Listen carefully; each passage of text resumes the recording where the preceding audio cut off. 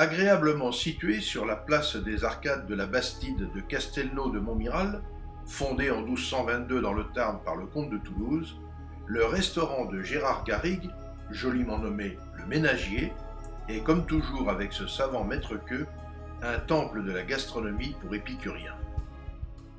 Rappelons ici que le Ménagier de Paris est un ouvrage manuscrit d'économie domestique et culinaire rédigé au XIVe siècle par un bourgeois parisien.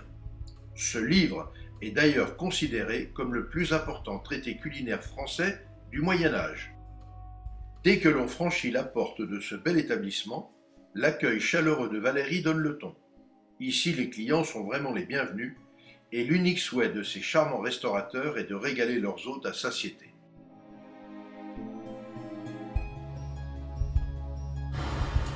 En pénétrant dans l'office, les sens olfactifs sont agréablement sollicités par les meilleures fumées de cuisine qui soient.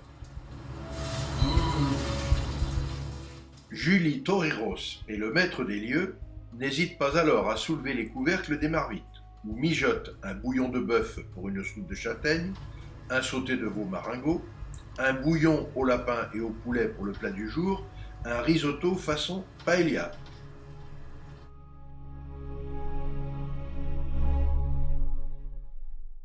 Une sauce au vin pour un savoureux œuf en meurette et ses copeaux de ventrèche de porc noir gascon.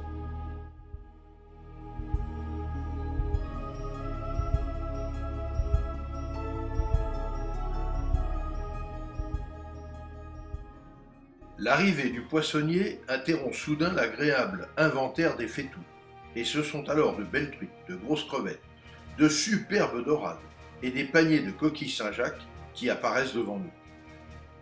Le chef se lance aussitôt dans le décoquillage de ce mollusque au goût subtil et exquis afin de préparer l'une de ses recettes mythiques. Je suis en train d'ouvrir les coquilles Saint-Jacques. Ça, c'est des coquilles Saint-Jacques qui viennent du nord de la Bretagne. Ils appellent ça les côtes celtiques. Alors, on est là dans la période, le début de la saison. Moi, je ne travaille la coquille Saint-Jacques que française, donc vivante. Et donc là, on les ouvre. C'est très simple. L'ouverture de la coquille Saint-Jacques, en fait, il y a plusieurs méthodes. Il y a la méthode dite du poissonnier qui, lui, va faire l'ouverture différemment.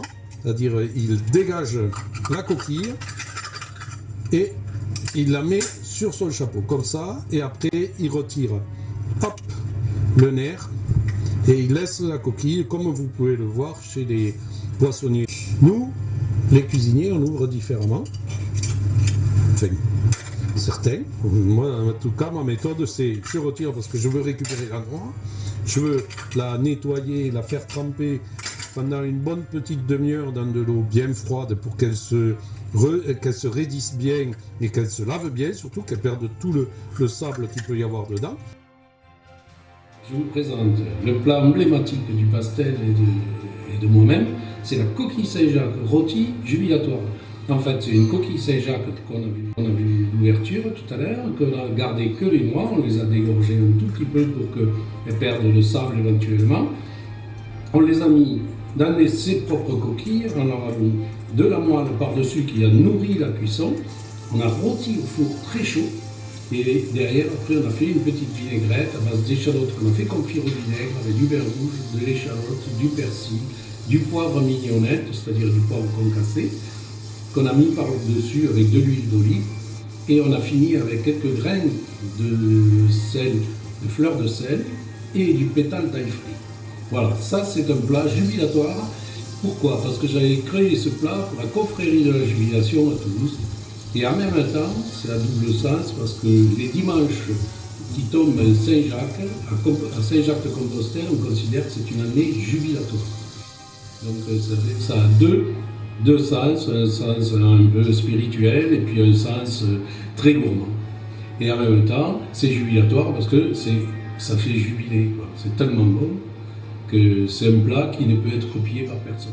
Personne n'a osé en France encore refaire la coquille Saint-Jacques jubilatoire, sinon ils seraient obligés de dire que c'est un mot. Et même j'ai des anciens à moi qui le marquent, ils disent coquille Saint-Jacques selon Gérard Garrigue. Et quelquefois, ça leur est arrivé de travailler avec des chefs qui voulaient qu'ils leur donnent la recette, et ils ont toujours dit non, ça, on ne redonnera jamais la recette de Gérard Garrigue, qui est la coquille Saint-Jacques rôtie jubilatoire. Alors là, on est dans le montage du cassoulet. On a cuit les haricots dans le jus de porc, dans le jus d'agneau, et on rajoute maintenant les couennes et les queues de cochon et les pieds de cochon qu'on a mis à cuire en même temps. Alors donc là, on a la saucisse de couenne qui est indispensable dans le cassoulet. C'est-à-dire, le cassoulet c'est un plat de pauvre, donc ils ne pouvaient pas mettre que de la saucisse parce que la saucisse c'était cher. Donc ils mélangeaient la couenne de porc, puisque dans le cochon tout est bon, on utilisait la couenne, et on mélangeait 50%, et quelquefois c'était plus même de couenne, et 50% de chair à saucisse. Donc c'est une saucisse qui se poche, puisque la couenne doit être cuite bien comme il faut. Donc on la poche dans un bouillon, et ce bouillon va nous servir, en le mélangeant au jus d'agneau, va nous servir à faire notre base de cassoulet. On y a mis avec quelques queues de cochon qui amènent le côté eux aussi gélatineux, et puis bien sûr une garniture aromatique, carottes, poireaux, céleri, oignons, piquet de toucher. On va laisser cuire ça pendant une bonne heure et demie. Le principe du cassoulet c'est très simple, il faut que le cassoulet à la base, son bouillon soit très goûteux, parce que mélangé ensuite au haricot tarbé qui est très fin, on va avoir bien sûr un assemblage de plein de saveurs qu'on va retrouver quand on mange le cassoulet, et en évitant au maximum du gras. Donc là, le fait de cuire le cochon à part, ça veut dire qu'on ne va pas avoir ce gras qui va se mélanger au jus d'agneau qui, lui, ne doit pas être gras non plus. Donc on l'a d'abord pré-cuit, on l'a refroidi, on l'a dégraissé, et ensuite on remet en cuisson. On va y mettre maintenant toute la garniture de viande avec un morceau de saucisse de Toulouse, là 2 puisqu'on est sur 2 personnes. On va mettre 2 morceaux de saucisse de couenne. Ensuite, on va rajouter de la viande d'agneau, parce que c'est un cassoulet aux 3 viandes. Moi j'aime la viande d'agneau dans le cassoulet, en y remettant un tout petit peu de jus. Ça donne un parfum qui est délicat, qui est très bon et qui en même temps permet d'avoir un jus moins gras. Là, on met nos cuisses de canard et par-dessus, on va remettre encore des haricots. Et ensuite, on va gratiner au four pendant 2 ou 3 heures. Ça va gratiner tout doucement, mais c'est la couenne, les pieds, tout ce qui est gélatineux, qui va venir faire une croûte sur le dessus que l'on casse plusieurs fois et qu'on finit tout doucement. Ça va cuire à 120, 130 degrés, pas plus. Il ne faut pas que ça se dessèche, il faut que ça cuise lentement pour que le haricot continue de se gorger du jus qui va s'écouler. Là, on termine le cassoulet avec une opération que j'appelle le flamber le cassoulet.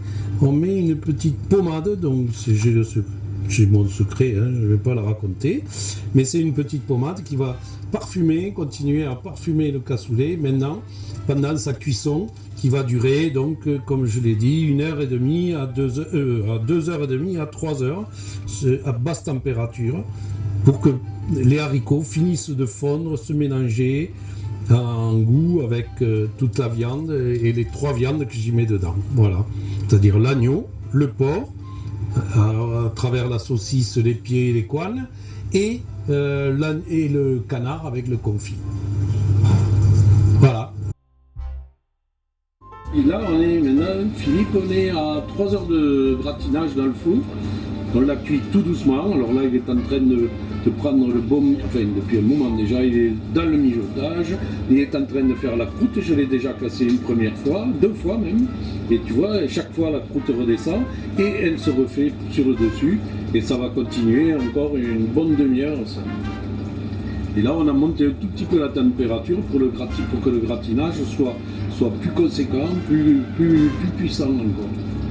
Alors là, le mijotage se fait, les haricots ont bien pris le jus et sont en train de devenir moelleux.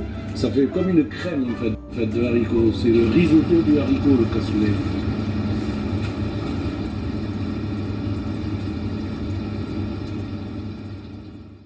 De son côté, Julie Toreros prépare une crème d'amande onctueuse destinée à l'un des savoureux desserts du jour, une alléchante tarte aux poires dont les fruits sont lentement pochés dans un original sirop aux épices. Bref, aux ménagiers les papilles les plus exigeantes trouveront immanquablement leur bonheur, car dans cet établissement, réputé à juste titre, tout est rigoureusement fait maison et à l'aide des meilleurs produits frais. En fait, la cuisine pour Gérard Garrigue, c'est toute sa vie, un enthousiasme inébranlable depuis l'âge de 8 ans. D'ailleurs, sa citation préférée lui vient de Confucius, et elle résume parfaitement ce grand chef. Si tu ne veux jamais travailler, alors choisis un métier que tu aimes.